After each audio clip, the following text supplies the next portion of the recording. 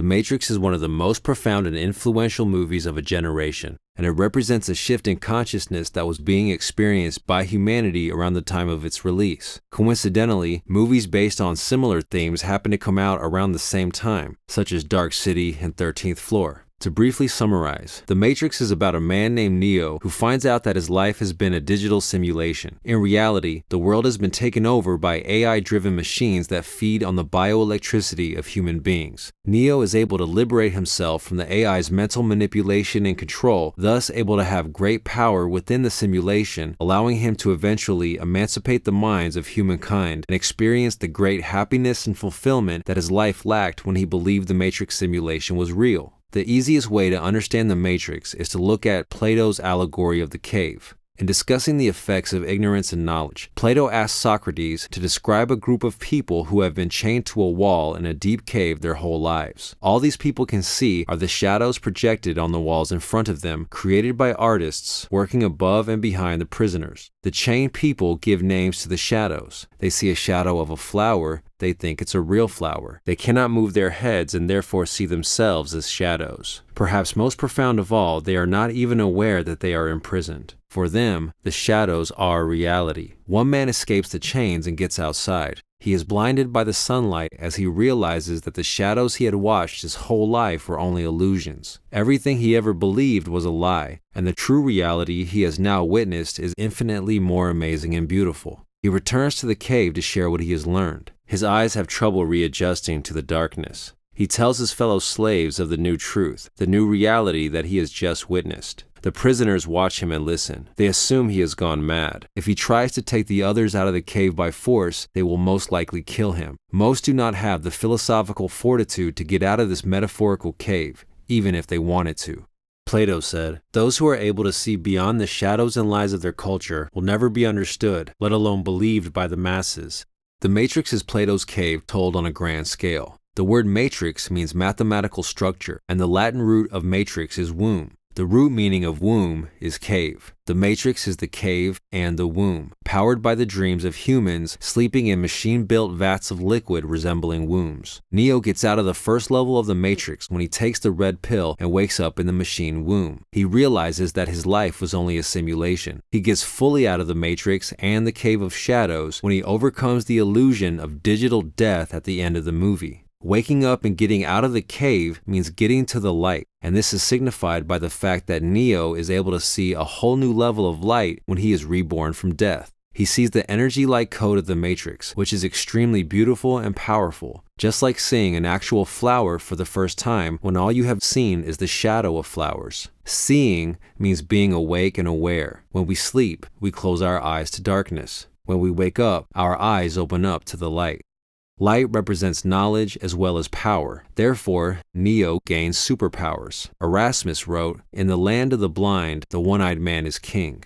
A great inspiration for The Matrix is the comic book The Invisibles by Grant Morrison, where he writes about the Balinese shadow puppeteer called the Delong. Morrison writes, "He makes the voices and moves the puppets. His job is to make us laugh and cry. Very clever man." The Delong is more than a puppeteer. His skill makes us believe that we see a war between two great armies. But there is no war. There is only the Delong. The hologram reality of the Matrix represents the shadow play created by the artists, the Delongs in Plato's cave, and there are a couple of different ways to interpret this. On one level, the Matrix is the structure of physical and mental control by governments, corporations, and other various powers that be. The illusions they project are the news narratives, historical perspectives, education, and propaganda used to manipulate and influence our perception of reality. The Matrix is the entertainment we distract ourselves with that keeps us docile and passive, like the Roman circuses of Juvenal's Satire 10.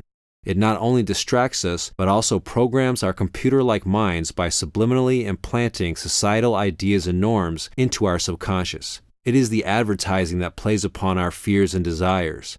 It is the religions and cults that tell you not to question or think for yourself.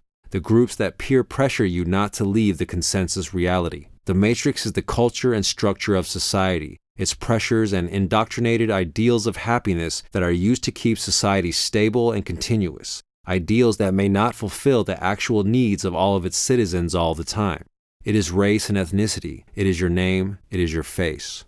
On the deepest level, the Matrix is the world of matter and flesh, the opposite of the spiritual, the illusory world of physical structure and the physical body. Waking up, getting out of the Matrix and out of Plato's cave means fully understanding that there is a deeper, hidden, esoteric reality. It is that intangible essence which is the basis of all spiritual teachings. The more one wakes up to the existence of this eternal dimension of reality, the more power one has over one's own destiny, thus achieving true freedom and becoming godlike. The Matrix is the ego, the illusory sense of individuality and finiteness. To get out of the Matrix is to transcend your own ego and experience oneness with the Absolute. It is that blissful state of pure being, pure existing. It is that state of mystical union with the universe, a joy that no physical pleasure can compare to. It is to experience shamanic ecstasy. It is enlightenment, born from the shadow self. The Matrix is the binary three-dimensional consciousness of ones and zeros, the left and right hemispheres of the brain. It is the light and dark of the yin-yang. Transcending the Matrix and the ego means transcending this surface duality to see the higher hyper-real truth beyond space and beyond time. It is to experience the true self. In the Matrix, we are separated by physical boundaries, but at the highest reality, we are all one consciousness. Behind that oneness, there is emptiness. In Buddhism, everything can be nothing, nothing can be everything. 1 and 0, 0 and 1. Neo does not achieve spiritual awakening for only himself. He is the healer and redeemer of humanity. Morpheus is Neo's personal shaman healer, and Neo is the shaman for the whole of humanity. The red pill literally represents an ego-dissolving agent, such as that particular biochemical released by the pineal gland when you are born, die, and have spiritual experiences. Neo himself is the ego-dissolving agent for humanity, and he will become the proof of the power of spiritual awakening and healing. He represents the existence of the miraculous. Neo is Jesus and Buddha wrapped into one, the enlightened being, the closest that a human can come to being God. Siddhartha Gautama, aka the Buddha, also grew up in a false reality, though one that was made from luxury, for his father wanted to shield him from the world's suffering until the day when Siddhartha left the palace in search of the real truth, in search of enlightenment. Neo becomes enlightened like Buddha in that moment of death when he is able to completely let go of his ego. He lets go of all fear, doubt, and desire and achieves total inner peace, complete control over his own mind, no matter how many bullets the outside reality had to shoot at him. This is similar to when Maya, god of illusion, shot arrows at Buddha and he changed them into flowers. This is the moment Neo dies and is resurrected as Christ consciousness thanks to Trinity's love. Trinity's name is a reference to the three aspects of God as listed in the Christian Bible. The most important message of Christ is love. Trinity loving Neo is like the entire universe and God itself loving him and having faith in him. Her love and faith in him become love and faith in himself. Now, he truly accepts he is worthy enough to be the one. The movie begins and ends at the heart of the city hotel, and the heart represents love.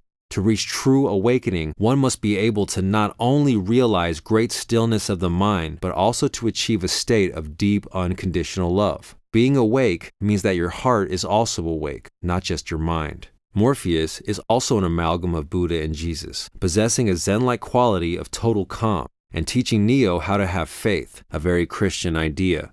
Morpheus says, "Don't think you are, know you are. You have to let it all go, Neo. Fear, doubt, and disbelief. Free your mind."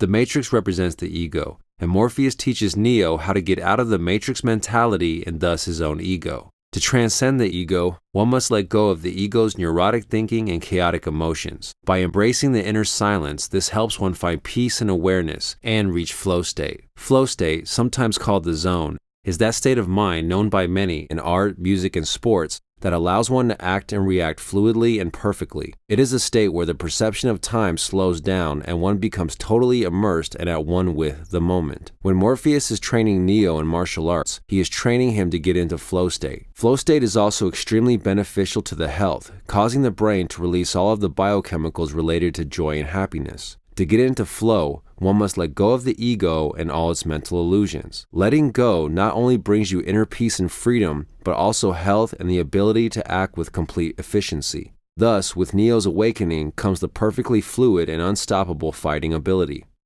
Neo says, "Why do my eyes hurt?" Morpheus says, "You've never used them before." Enlightenment is dark. In fact, it is terrifying.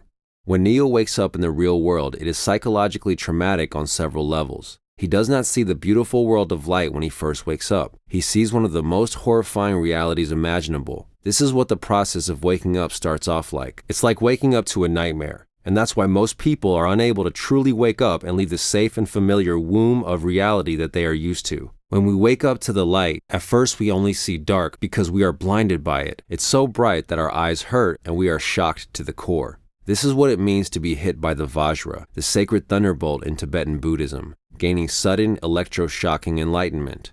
Another dark or difficult aspect of waking up is the intense aloneness that can come with it. Waking up can come with getting ostracized from the whole of society, from friends and family. It can make those who are asleep feel small in comparison. This is why Cypher is jealous of Neo and is willing to kill to get back into the illusions of the Matrix. All of these reasons and more are exactly why, as Morpheus says, the regular people will fight to protect this system. It's difficult and painful to truly awaken, but as one gets adjusted to the new reality, there is much more enjoyment, beauty, and fulfillment to be experienced than ever before. Neo is prophesied as being the one, the first one to truly and fully wake up. One is the number of the first, the number of unity and leadership. Neo is a spiritual leader, their spiritual king. One anointed by God, he is their Christ. It is the number of solitude and aloneness, and becoming more spiritually awake means spending a lot of time in solitude. Neo is Latin for new, signifying Neo's coming heralds a new age and awakening of humankind, a great evolution in human consciousness.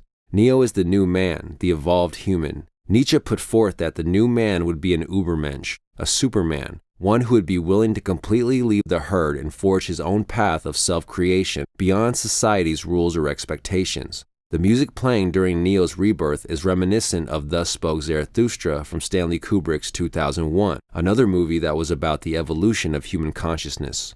The Matrix is the illusory material world, and the real world represents living a life that is following a path towards greater spiritual awareness.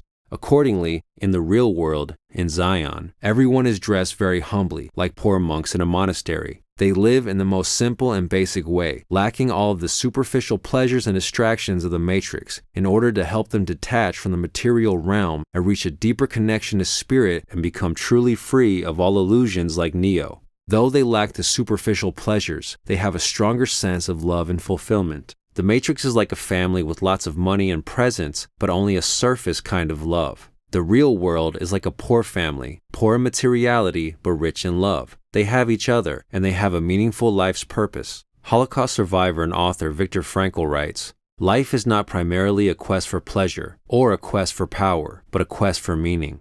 The theory presented in The Matrix is that when one truly awakens to the light, he or she will become powerful and godlike in the Matrix, able to take control of one's own destiny like being lucid in a dream, and this person will know how to live in a deeply fulfilling and meaningful way.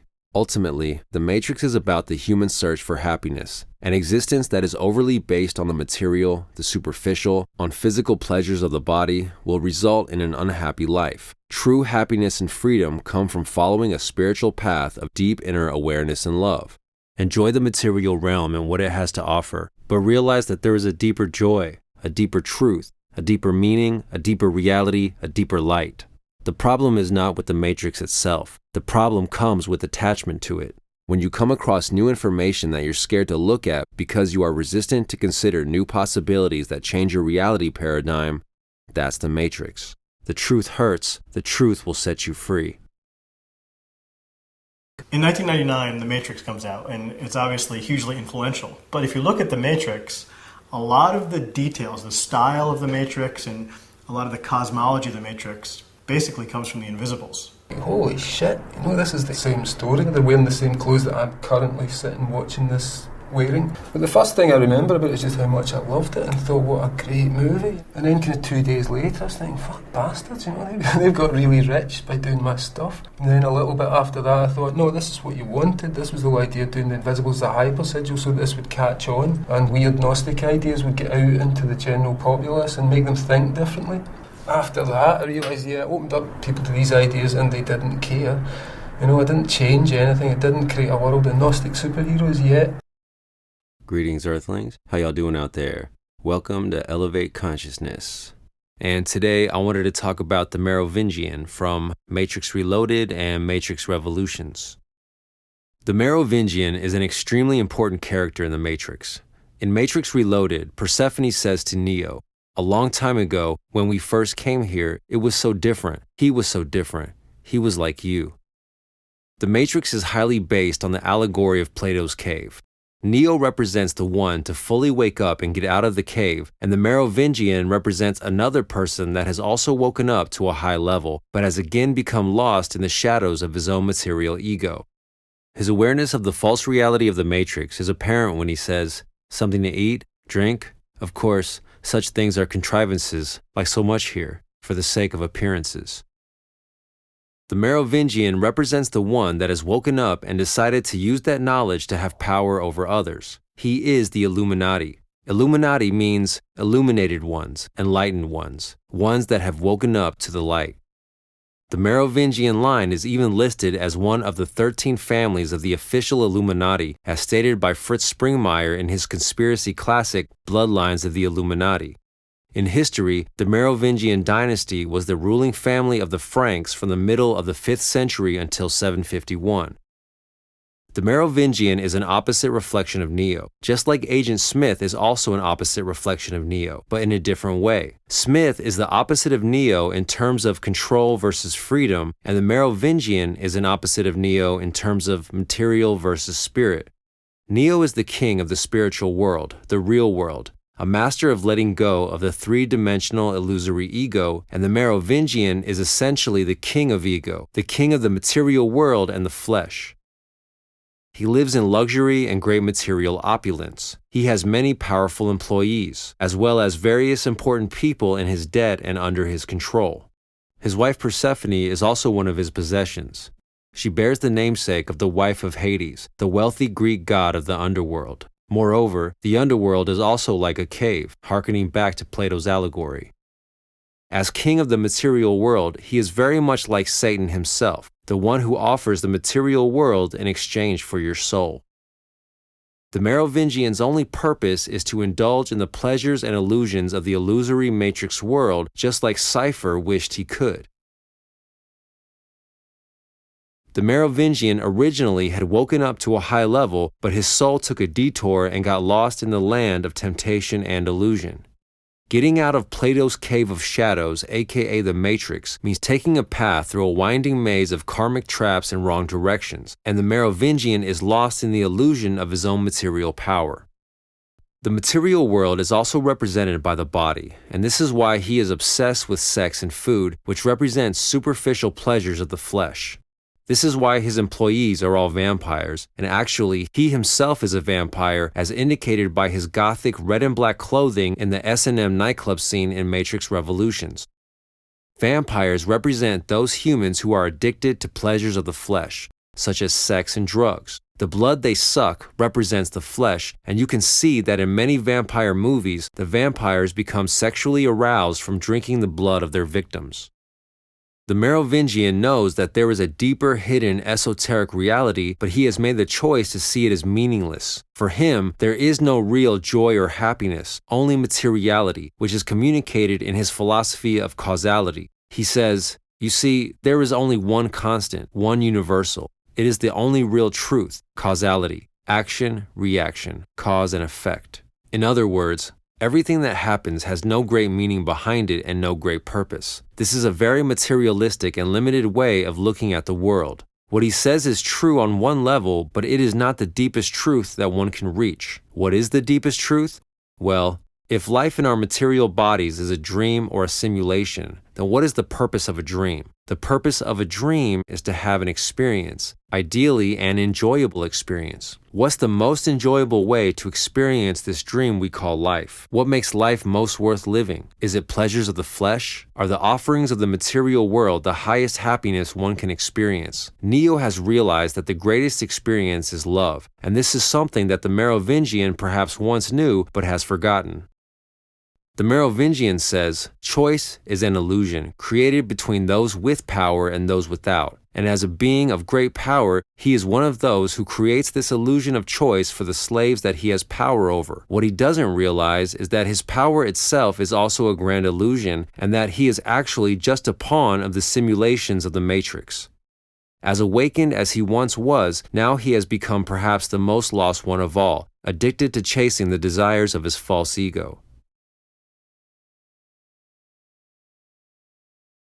And today, I wanted to discuss the architect and the oracle. If I am the father of the Matrix, she would undoubtedly be its mother, the architect.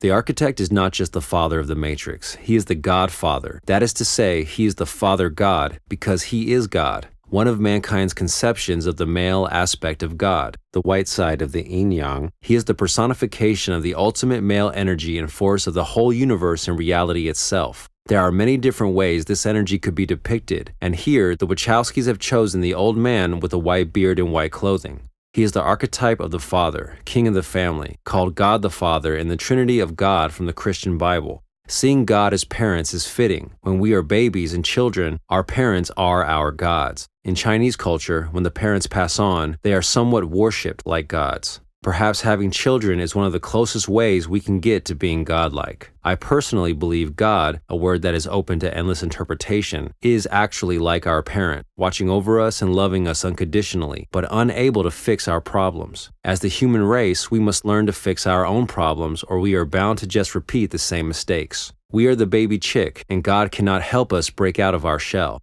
He is the archetype of Santa Claus, looking down on us from the clouds and wisely judging all deeds as either good or bad. He is Odin, the Allfather. He is Zeus. In Freemasonry, he is called the great architect of the universe. He is made in humanity's image, for he is the manifestation of the need to understand and create a stable and suitable reality for all of the human souls to inhabit. He represents the light, the male principle. He is the left brain of the human collective consciousness. He is the god of logic, math, science, straightforwardness, and the obvious truth. He is a reflection of mankind's male ego, which has now become integrated in the AI's programming as well. Perhaps the future of the Matrix is akin to Ray Kurzweil's idea of the singularity, human biology and consciousness merging with AI and technology to become something totally new, a new dimension of being that would be impossible to imagine. The architect actually is the part of human consciousness that is most similar to a computer, the kind of thinking based on rules, memorization, and calculation, lacking connection to emotion and empathy. He has no empathy, no feeling. His kind of logic is very simplistic and on the surface. Therefore, he looks down on humanity's need for change, chaos, and imperfection. To him, humans are simply illogical. To this end, he states, "The first Matrix I designed was quite naturally perfect. It was a work of art, flawless, sublime, a triumph equaled only by its monumental failure. The inevitability of its doom is as apparent to me now as a consequence of the imperfection inherent in every human being." In the first movie, Agent Smith says, "Did you know that the first Matrix was designed to be a perfect human world where none suffered, where everyone would be happy? It was a disaster. No one would accept the program. Entire crops were lost. Some believe that we lacked the programming language to describe your perfect world. But I believe that, as a species, human beings define their reality through misery and suffering. So the perfect world was a dream that your primitive cerebrum kept trying to wake up from." Like the architect, Agent Smith is also operating from this left-brain computer-like way of thinking that doesn't understand the beauty and complexity of what they would consider imperfection, that is change, chaos, and novelty. Their perfect world would be more like a video game where there would be no more challenges, all levels won with all rewards unlocked already. Thus, no more change, no more danger, and no more fun. We need difficulty, and in fact, we need tragedy. We need it because it helps us have a greater appreciation for peace and harmony. Without it, life loses meaning and humanity falls into a cycle of hedonism, narcissism, and superficial egotistical pursuits. Without ugliness, we could never know beauty. Without bitter, we could never know sweet. This kind of logic goes beyond what the computer-like thinking of the left brain is capable of. Good is good, and bad is also good, because without bad, there is no good. All is good, all is one. Without light, there is no dark, and vice versa. You must accept both. The imperfection of life gives it meaning. It gives us something to work and strive for. Transcending the duality of the Matrix means transcending these finite concepts of good and bad to see the bigger picture, which is in fact infinite. Life at best is bittersweet, perfectly imperfect. In this particular depiction, the architect represents the light and the oracle is the dark. As the female aspect of God in right brain consciousness, she is the God Mother. That is to say, she is the Mother God. She is the representation of the ultimate female yin energy of the universe, Empress and Queen of the family. She is Guanyin and Mother Mary. He is Father Sky and she is Mother Earth. She is Gaia. She is the soulful grandmother with deep, endless wisdom and understanding. She is night, mysterious, intuitive, indirect, and circular. He represents rules and repetition. She represents free will, chaos, and the unexpected. She is emotion, she is love, creativity, and imagination, as well as empathy, sympathy, sensitivity, and compassion. The architect is fire and air. The oracle is earth and water. He is the sun, she is the moon. He is high, she is deep. He is ego, she is soul. He is the material and she is the inner spiritual realm, with a different kind of logic that goes beyond the obvious and into infinity, the incalculable. How can you calculate a dream? That is like scientifically analyzing matter in a dream. At some point, the rules of matter will not make sense because in a dream, the matter does not actually exist. And this material reality, aka the Matrix, is in fact a very real dream. That is why the laws of quantum physics appear to not make sense by the current human standards of reality. And that is the reason the equation of the Matrix doesn't balance, allowing for the existence of the anomaly that is Neo. The architect is conscious thought, she is subconscious feeling. It is her programming of consciousness that makes the Matrix fun, interesting, unexpected, dangerous, and real. With her mysterious ways, she gives life a deeper purpose other than just survival. The Oracle says to Neo about the architect, that's his purpose, to balance an equation. Neo says, what's your purpose? Oracle replies, to unbalance it. As Agent Smith is ruled by left brain thinking and thus the architect, Neo leads with the right brain, following the way of the Oracle, of love, spirit, and free will, and this is why he is able to make the so-called illogical choice to save Trinity by taking the door on the right. We have two hemispheres of the brain for a reason, because we need them both. To only use one side is to only be half human. We need to use both memorization and creativity, stability and change. One of the ideas that the Matrix trilogy is suggesting is that modern-day society has become unbalanced and overly left-brain in its thinking, causing many to feel lost and disconnected with present-day culture and living under an oppressive sense of what is considered normal. There will always be those more free-thinking outsiders like Neo who seek in life something deeper and more meaningful, and ideally bringing this deeper meaning and wisdom back as a boon to society.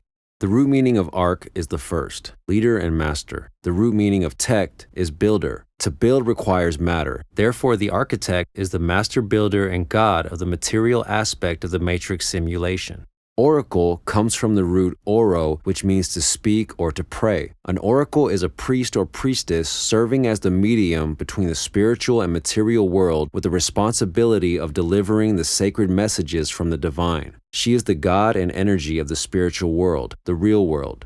Architect starts with A. A is alpha, and alpha means one, which represents the beginning. Oracle starts with O. O is omega, which means the ending. It represents the moon coming full circle. Beginning and ending, 1 and 0, alpha, omega. Together, they represent the binary universe, lingam and yoni. In the Matrix movie, the vat of liquid represents the head, the body represents the brain, and the program of the Matrix symbolizes the consciousness of that brain. Neo is a living awareness that is inside his own consciousness, slowly waking up to his true infinite being. The architect and oracle are Neo's left and right brain consciousnesses that have been externalized into his dream world as archetypal gods. The unification of these opposite poles of consciousness gives birth to the illusion of the material reality known as the Matrix. Everything that has a beginning has an end. The Oracle. And today, I wanted to talk about the deeper meaning of the Animatrix episode called Beyond. Morimoto is the first director that we started with. At the same time, he's also the director who's taken longest to make his film. I've been working on Beyond for over 2 years and talking to him about Animatrix for, I think, close to 3, actually. The episode begins with a crosswalk in Japan playing the traditional children's tune, Torianse, which is a song about a child being able to pass from one realm to another. 横断歩道の音っていうかそれはトーリャンセっていう曲なんですけど、それは昔の曲っていうか、最近こう近くで探そうとしたら違う曲になってたりとかして、ちょっと遠くの方まで行ったんです。Most likely the song was a kind of prayer hoping that a child could live to see the age of 7 at a time when the survival of children was not always promised. The director of Beyond, Koji Morimoto, explains that the one that is able to pass through is a special one, a chosen one. This idea of a chosen one links back to the Matrix, as Neo is the first one to be able to truly wake up to the actual reality. It takes a lot of spiritual fortitude to truly wake up from a person's illusory ego, and the ones able to wake up and leave Plato's allegorical cave are rare indeed. We see the white cat Yuki crossing the crosswalk with the Torianse song played in the background wearing a rainbow collar. Like the white rabbit in Alice in Wonderland, this cat is the guide between the realms of matter and spirit, conscious and unconscious, mundane and mystical. We meet Yoko, a teenage girl with a star on her face and wearing a star shirt. The star is a powerful symbol that represents the soul. In nature, stars are the source of light. Our sun is a star. The root of solar, meaning sun, is Sol, spelled S-O-L.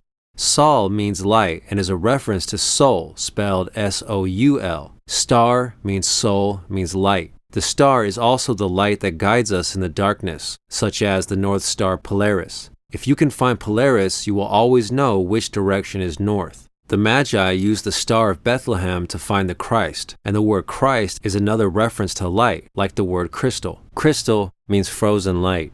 The star represents a great blessing, like the 17th card of the tarot. And this is why we wish on shooting stars. The star represents purity and heavenly grace.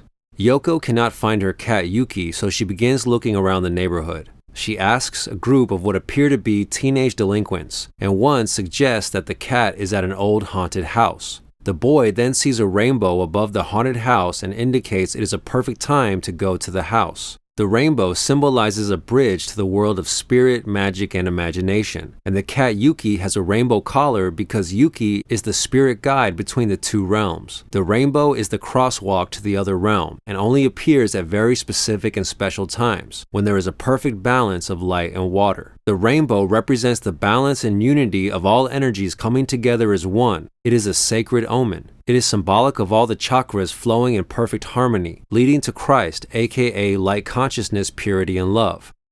In the context of the Matrix, it is a glitch in the so-called material reality, and the material powers that be, symbolizing the control of human consciousness, are trying to find it and shut it down, as if the left brain is trying to rationalize away the infinite nature of consciousness that defies three-dimensional logical explanation. On her way to the rainbow, she is in between worlds. She sees a dog that looks partly like a ghost and partly like a living normal animal, illustrating being in between the worlds of matter and spirit. She finds the rainbow and she finds her cat. The children who led her to this spot are playing in this glitchy wonderland, competing with their abilities to defy gravity. Yoko finds a feather spinning in midair. The feather is an omen of synchronicity, air, ether, spirit, and angels. It is a sign of what is about to occur. She then sees the white dove from where the feather came from, and begins to experience a moment of perfect divine grace, as time slows down and she completely lets go of her ego, becoming one with the moment. The area becomes filled with a divine white light, an expression of her inner soul, her inner light being released. The children are amazed by this moment of grace, as one boy proclaims that this has never happened before. Yoko lets herself completely feel this experience of higher peace and love, vibrating on a frequency of total gratitude. It is the gratitude of purely existing, completely happy to just be. She has become pure being, pure bliss, pure unconditional love. She is able to experience this magic because of her own purity and childlike innocence, wonder, and imagination. And that is why the children were so easily able to find this magical, glitchy place within the Matrix. Children in general are mostly free from the confines of this idea called ego. For children, there is no difference between magic and imagination. And anytime you see magic in a movie for children, that magic represents the beauty and wonder of their imagination. This is something that is lost in most adults who have become jaded by the harsh realities of life, but it can always be accessed by those who are open-minded enough to see the beauty in the simplest of things. When you tap into your inner child and imagination, you are tapping into an energy of pure beauty, love, and joy. something that is especially tainted in those who are abused as children but can always be reclaimed by doing deep spiritual healing. Another great example of this idea is the movie Mary Poppins, where the father has lost connection and love with his children because he has lost connection to his own inner child and right brain. This is why it is extremely healthy, beautiful, and necessary for some people to have children, because being around children can help one remember what it means to be a pure, innocent child's soul. Albert Einstein said, "Imagination is more important than knowledge, for knowledge is limited, whereas imagination embraces the entire world, stimulating progress, giving birth to evolution." The moment of divine grace comes to a conclusion as the white dove of peace flies away and we see a flock of dark birds in the background. The harsh, cold realities of the adult world of material power and ego begin to creep back in as the powers that be seek to regain control of human consciousness. The children continue to play as we see Yuki the cat and her rainbow collar even more clearly. As night becomes day, day must also return back to night, for this is the flow of reality. The gateway to the other realm comes to a close as the government and agents of the Matrix come to fix the glitch. The next day, Yoko goes back to the haunted house to find it closed off. She picks up a can and scratches her finger on it. This blood symbolizes her full return back to the material reality and the world of flesh and the pain of living.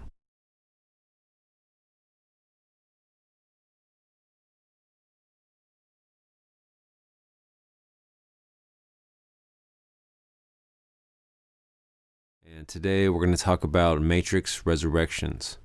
The Matrix represents the dream world. To wake up is to become lucid, awake in the dream. Neo and Trinity represent the archetypal man and woman that have lost their awareness due to becoming re-immersed in the illusions of the Matrix. They both enjoy all of the superficial pleasures that the Matrix, aka the material world, has to offer. Status, security, yet they both feel empty. They have allowed their advanced years to make them stale and dead inside. They have lost awareness of the spiritual reality. They don't feel it, don't think about it, and don't acknowledge its existence like they did when they were younger.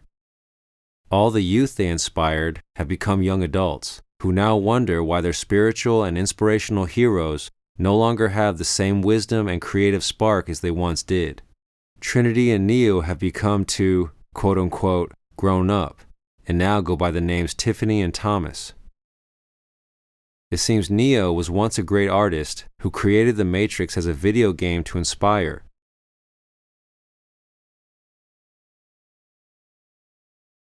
But now he has gone completely corporate, only in it for the money. He now creates soulless products that sell based on the name brand that the Matrix carries. What once offered his fans a great cathartic and spiritual release from the pain of life has become vapid and fake. The creation of art has been taken over by businessmen who know nothing about soul, feeling, or spirit. They only know about the bottom line, making money. As Alan Moore said, it's not the job of the artist to give the audience what the audience wants. If the audience knew what they needed, then they wouldn't be the audience. They would be the artists. It is the job of artists to give the audience what they need. Desire and fear, baby. Just give the people what they want, right? To be an artist is an elite experience that means being able to tap into what it means to be truly human for the sake of pure creation. Neo's predicament in the movie is reminiscent of the Star Wars franchise. Despite the improvement in CGI special effects technology and all of the millions of dollars and hours of work spent on it, the Star Wars sequel trilogy was wholly unable to resonate with audiences the way it did with the original trilogy for one simple reason: lack of an authentic artistic vision, lack of soul. These kind of movies and entertainment are like eating junk food. Sure, it fills you up at first, but without the vitamins and minerals you need, they end up leaving you empty inside. Ironically, and no doubt intentionally, the majority of the Matrix 4 movie, with all of its rehashings, is just like that, a meta-story that is an empty shell of a film, though it still has some interesting lessons that can be learned from it.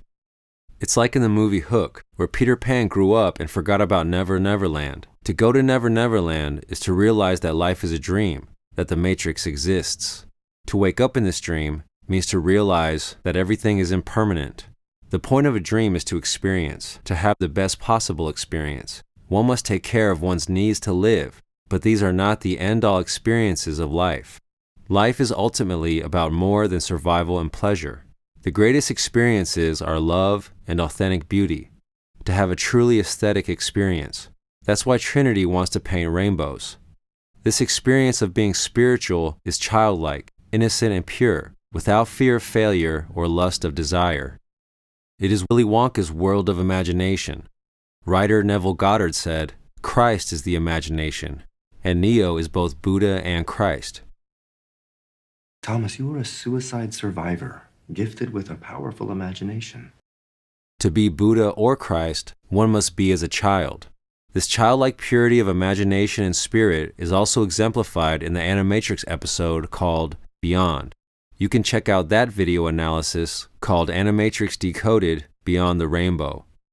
The rainbow symbolizes the bridge from the material world, aka the Matrix, to the spiritual world.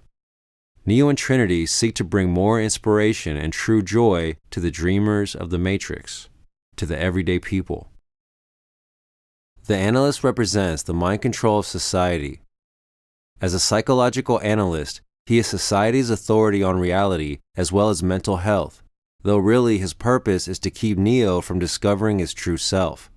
He is not there to cure Neo's anxiety, but to treat Neo's psychological symptoms only and keep him dependent on the symbolically antidepressant blue pills, which serve to actually turn off his emotions. Thus, Neo feels dead inside. The analyst is correct that people often react to their own emotions instead of facing the facts of reality that they don't want to deal with. But on the other hand, our feelings are also a kind of intelligence that can guide us towards certain truths as well. The key here is the balance between logic and emotion and using each in the appropriate scenario. The psychoanalyst of modern society can prescribe you daily pills that are supposed to turn off the pain of living, but can they truly mentally heal you? Can they teach you how to be inspired, how to be naturally at peace, how to love, or how to become enlightened? The answer is no. Modern psychology may have a lot of useful information, but total understanding of the human psyche and soul requires more than a bunch of books and a college diploma. The analyst's job is to keep you functioning as you are, a cog in the machine, so that he may profit off of you, like getting energy from a battery. Modern psychology has endless disorders to diagnose you with, disorders that seem primarily to be problems in first world countries and non-existent everywhere else. The analyst's job is not to wake you up to greater awareness, but to keep you asleep in a fog. As Jor-El says in Man of Steel, what if a child dreamed of becoming something other than what society had intended? What if a child aspired to something greater? Furthermore, this analyst is here to convince you that all that exists are the possessions, pleasures, and machinations of the material world. His point is that there is no spiritual realm, there is no true bliss, there is no higher self, there is no deeper reality than what we see before our eyes every day. And this is exactly why many people of modern society live a life that is superficial, hopeless, and without deep meaning. The butterfly in his office is a symbol that represents dreams and illusions. It has also become a symbol of mind control manipulation.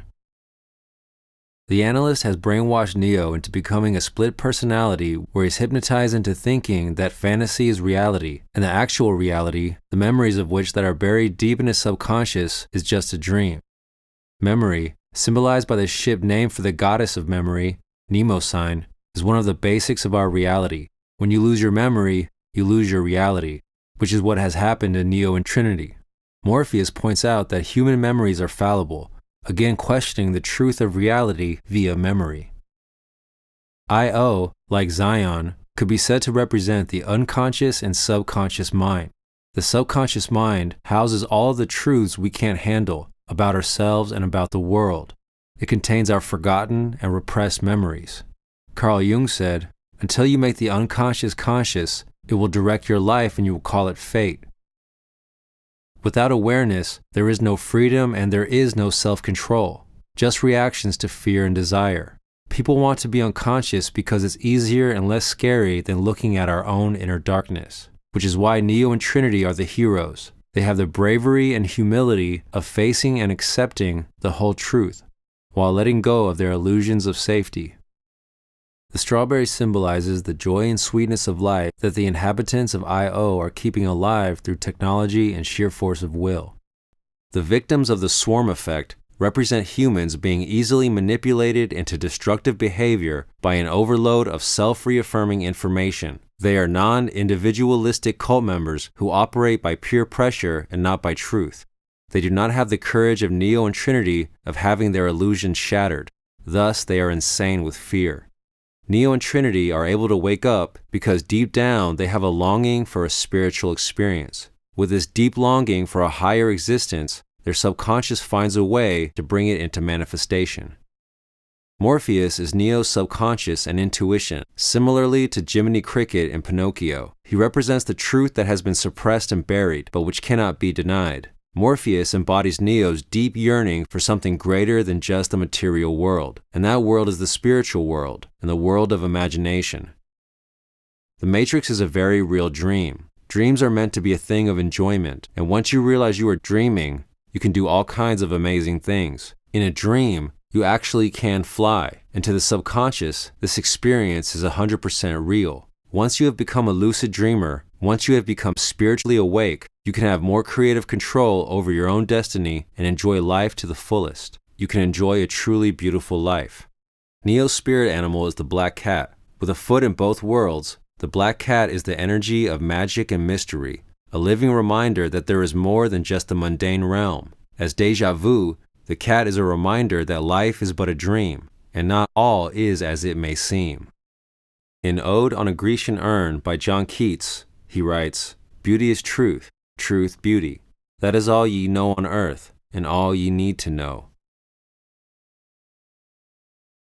And today, I want to tell you about some synchronicities I found in relation to the Matrix.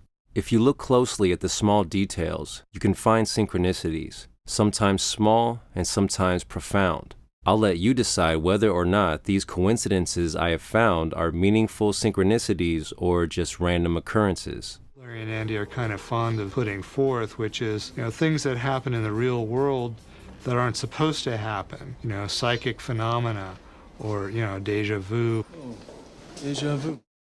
I have come to believe that nothing is actually random at all, but not every coincidence is deeply meaningful. Here are scenes from the Animatrix episode called Beyond, which is about a young girl who finds a glitch in the Matrix. This anomaly allows some of the illusion of the Matrix to be revealed.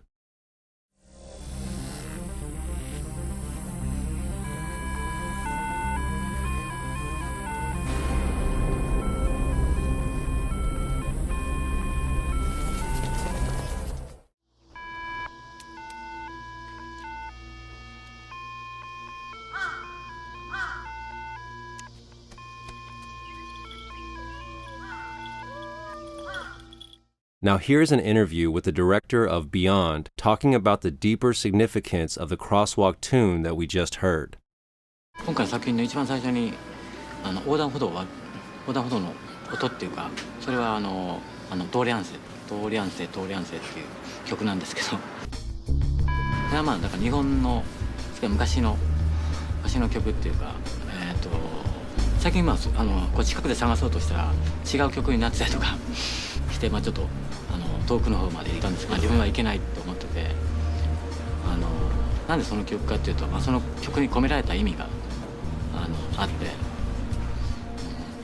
そこを通れる人っていうのはすごいちょっと特殊な人っていうか、選ばれし者っていうか。The lyrics for this children's song, Torianse, is about being able to pass from one realm to the next.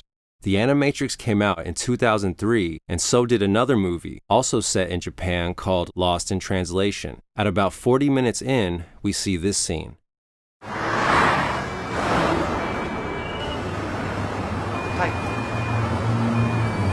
Come on.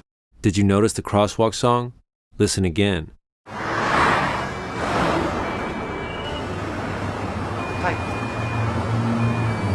Come on. At about 30 minutes in, we see this scene. That's part of what drew me to Midnight Velocity as well, because although Keanu dies, he eventually gets reincarnated. So there's hope in reincarnation, I think. So it's interesting that she seems to be talking about a movie with Keanu that's very similar to The Matrix, with a death and rebirth element. The way she is dressed in the advertisement is also very similar. So we have two very subtle and seemingly random connections to The Matrix.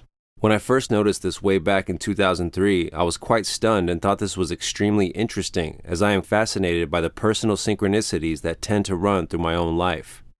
While editing this video, I noticed something else. This movie stars Scarlett Johansson, and in the advertisement for this Matrix-like movie within the movie called Midnight Velocity, the actress looks very much like Scarlett Johansson in Ghost in the Shell, another movie set in Japan and about human consciousness merging with AI, similarly to The Matrix. The Ghost in the Shell anime was a huge inspiration for The Matrix. In both Lost in Translation and Ghost in the Shell, Scarlett plays a character who is lost and trying to understand who she is and her purpose in the world. Scarlett has become intuitively aware that the real world is not real and she's looking for something deeper. Maybe Lucy is the final evolution of that awakening process. Movies are not just simple entertainment. They are also esoteric mirrors of the collective unconscious. だからその前に言ったようにこれがこう動いてるとかそういうことを楽しめる例えば子供それを例えば知ったからといってじゃあこの世界は何なんだってこう追求しないじゃないですかどっちかというとしなくてそのまま受け入れて遊んでるってことでだったらそれだったらいいっていうかまあ向こうに What do you think? Are these just random coincidences, or is it some kind of glitch in reality revealing a hidden magic and order underneath? Feel free to let me know what you think in the comments below. I hope you enjoyed that. If you did like it, please like, comment, share, and subscribe. Thank you for watching, and remember, elevate consciousness constantly.